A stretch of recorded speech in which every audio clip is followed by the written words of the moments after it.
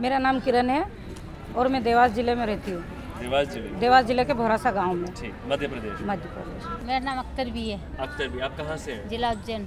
लताबाई सोलंकी। देवमाला हंसकर। भीलवाड़ा जिले में जो मतलब सफ़ेद पट्टी लगाए हुए जो महाराज लोग होते हैं जैन उनके वहाँ करती हूँ मैं।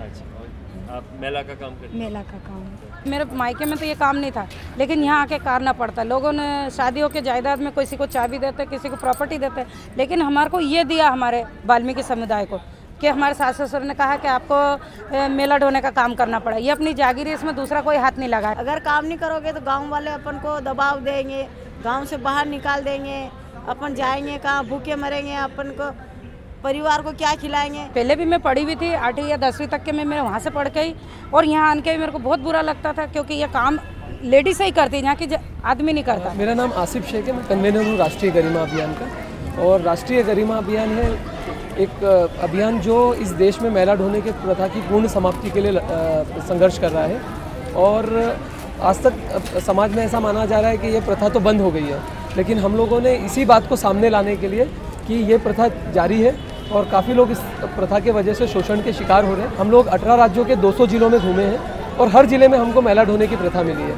आप कब से ये काम कर रही हैं? आपके घर में कौन कौन ये काम कर रहे हैं? मैंने तो कब का ही करा, 2 साल हो गया छोड़िया नहीं, और मैं काम करते भी नहीं। छोड़ दिया बाप? मैं छोड़ दिया। ग्राम पंचायत में करते थे हम साफ सफाई का काम, लेटरिन में धोना, और अभी बंद कर दिया हमने जब से ये लोग हमसे जुड़े, जब से हमने छोड़ दिया ये काम। अब नहीं कर रहा हमें काम, हमने भी ये छोड़ दिया काम। कब छोड़ा? थोड़ा खुल के बताइए पूरा। हमारे को 10 साल होगा कम से कम छोड़े। हाँ। और कब से कब तक कर रही थी, क्या कर रही थी सब? अब करते तो हमारे बाप दादा मर गए करते तो। जब वो मैंने काम छोड़ा तो मेरे ऊपर बहुत मुसीबत आने लगी, घर का दबाव आने लगा, सास ससुर का दबाव, पति का दबाव। अगर तुम ये काम छोड़ दोगे तो तेरे को घर से बाहर निकाल देंगे।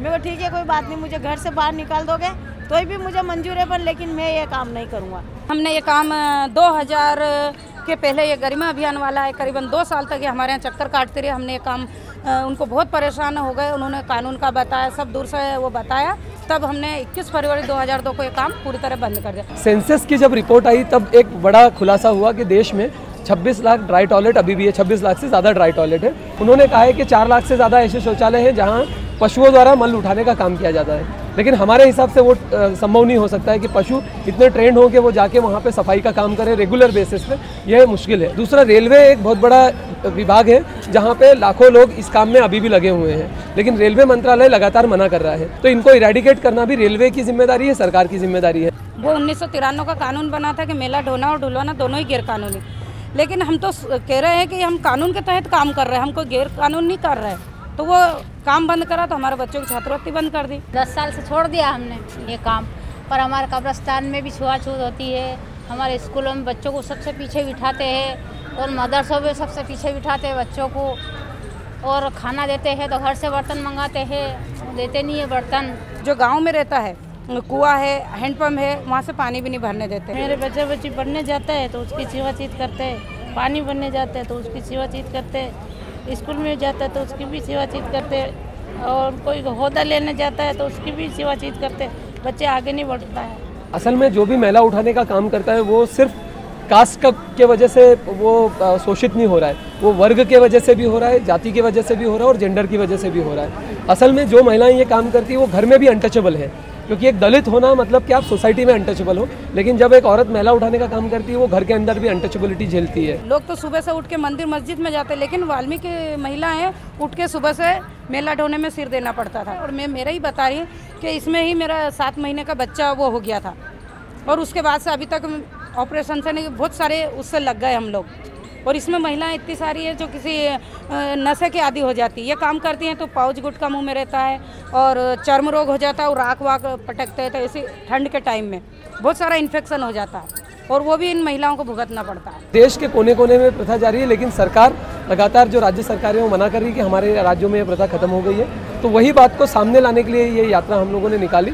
और दूसरी बात है कि जो लोग खुद इस प्रथा की वजह से पीड़ित हैं, उनके बीच में जाना और उनको समझाना कि आप इस गुलामी से बाहर आइए, वो भी इसका मकसद था।